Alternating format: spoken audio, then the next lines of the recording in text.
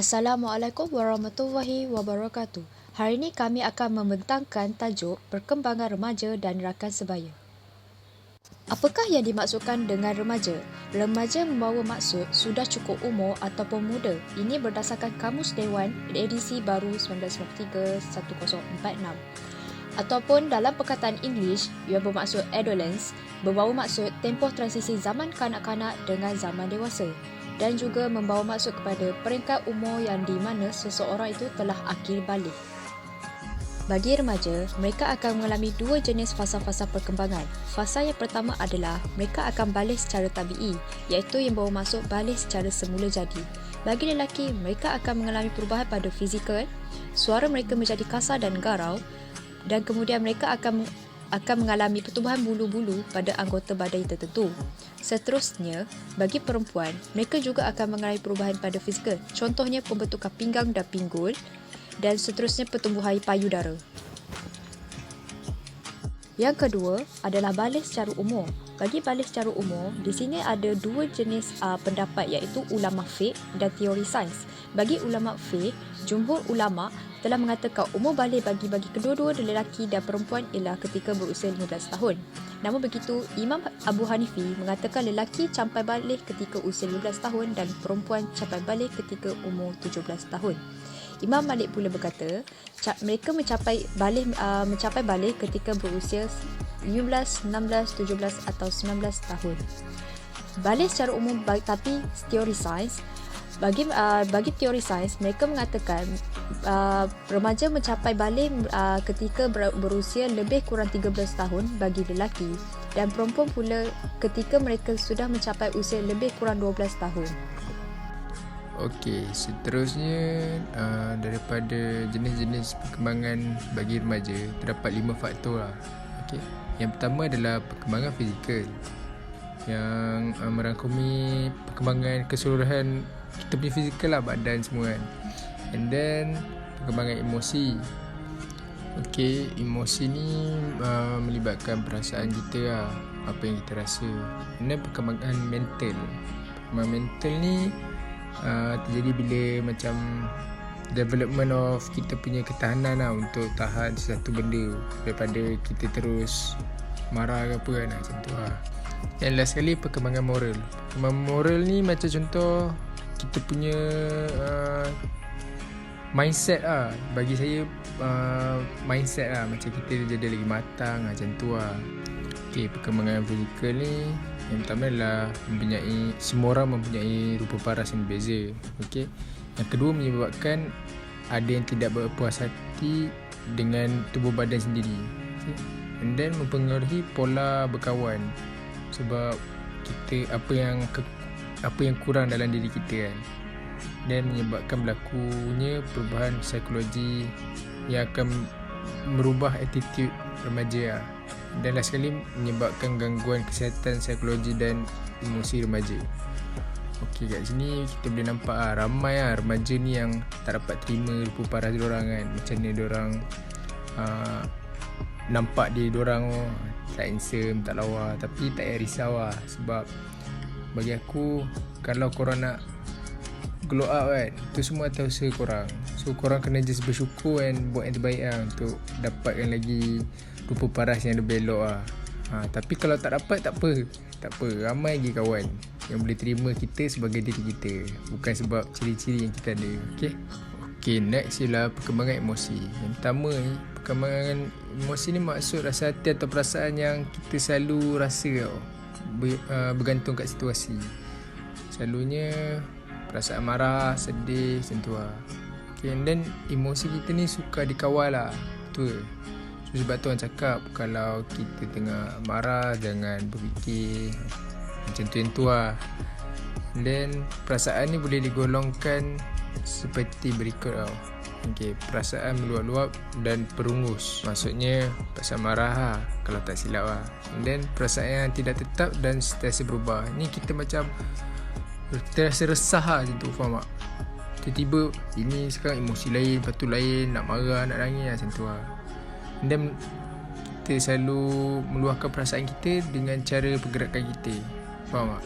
So, macam kita express benda tu melalui action lah. Lepas tu kita cepat rasa kecewa kalau kita tak dapat benda yang kita nak. Benda ni tak elok sebenarnya. Okay. Dan perasaan yang akan elok dari remaja ni ada banyak, tapi kita ringkaskan je 3 je, iaitu marah, takut dan gembira. Okay, so sebenarnya kesimpulan lah, dalam perkembangan emosi ni, kita semakin kita besar, kita patut dah boleh berfikir kan. Kita kena kawal lah emosi. Kita tak boleh tunjuk emosi kat mana-mana je. Faham tak? Benda ni memang susah, tapi kita kena praktikkan diri lah untuk buat. Baru kita nampak kuat. Okay. Okay, next ialah perkembangan mental dengan moral lah. Okay. First, perkembangan mental dia ada 2 peringkat tau. Peringkat awal ni, remaja tidak mempunyai kekuatan mental yang teguh, yang boleh menyebabkan keputusan yang dilakukan tidak kukuh. Kedua, remaja mampu hadapi masalah dengan lebih sistematik. Hal ini menyebabkan keputusan lebih kukuh kerana penelitian yang dilakukan oleh mereka terhadap persekitaran. Okay, ringkasan dia macam, kalau peringkat awal ni, kita macam rushing nak buat keputusan tu tanpa berbincang, tanpa berfikir dengan betul. Faham tak? Macam tu lah. Dan yang kedua ni, hasil kita dah grow up kan, kita dah matang lah. Kira macam kita boleh fikir jauh, apa kesan dia kalau kita buat atau ambil keputusan macam ni, apa jadi kalau kita buat macam tu. Macam tu lah. Okay, untuk perkembangan moral pula, benda ni berlaku terhadap aspek kehidupan dan isu semasa. And then perkembangan teknologi, maklumat yang perlu digunakan untuk betul, dan tanggapan masyarakat yang sering menunding jari kepada remaja sekiranya terjadi masalah yang terlibatkan moral. Okay, benda ni sebenarnya pergi balik dekat macam mana kita diajar lah oleh ibu bapa dengan guru-guru kan. So sikap kita ni memang peranan lah. Okay, kita kena tunjukkan contoh yang baik. Tak boleh lah kita nak kurang ajar. Kurang ajar tu bertempat lah bagi saya. Bukannya semua tempat kau boleh kurang ajar. Macam tu lah. So kena pandai cari masa dengan tempat lah. Okay, cari masa, peluang dan tempat yang betul. Okay, masih itu saja dari saya. Sekarang kita akan bercakap tentang rakan sebaya. Apa yang dimaksudkan dengan rakan sebaya? Rakan sebaya bermaksud sahabat yang sama umur, yang mempunyai lingkungan latar belakang yang sama dan menyukai perkara atau aktiviti yang sama dengan seseorang individu itu. Seterusnya, apakah peranan rakan sebaya? Peranan yang pertama adalah mereka membantu remaja untuk membentuk disiplin mereka. Hal ini kerana dengan adanya disiplin, mereka mampu berlatih diri dari segi pemikiran dan kelakuan mereka. Kedua, pembentukan moral. Ini juga kerana remaja merupakan individu yang mudah terpengaruh dengan rakan sebaya. Contohnya, kalau kita kawan dengan orang yang suka belajar, mesti kita pun macam terekod juga kelakuan diorang. Ini sebab kita nak buat perkara yang sama dengan apa yang dia tengah lakukan. Sebab kita tak nak rasa macam kita ni duduk sorang-sorang tak buat apa-apa. Seterusnya, rakan sebaya menjadi tempat kongsi masalah dan lepaskan tekanan. Ini kerana sebab majoriti remaja, diorang ni lebih percaya dekat rakan diorang berbanding dengan keluarga sendiri. Keempat, rakan sebaya mempunyai kemampuan untuk membimbing remaja tu ke jalan yang baik. Ini lebih kepada poin yang pembentukan moral, sebab kalau kita kawan dengan orang yang baik, kita pun akan terekod perangai diorang yang elok tu. Kalau kita kawan dengan orang yang tak elok, kita punya perangai pun akan jadi macam diorang. Ini ibarat ni rakan sebaya ni macam cermin kepada diri kita lah. Yang kelima, rakan sebaya boleh tolong remaja ni dalam pelajaran.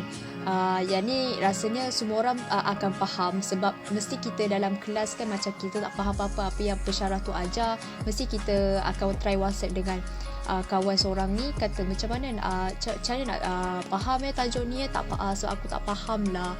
Ataupun kalau dapat macam tutorial ke assignment ke, kita akan minta dia orang untuk tolong explainkan or guide macam bagi tips-tips macam mana nak buat semua tu kan.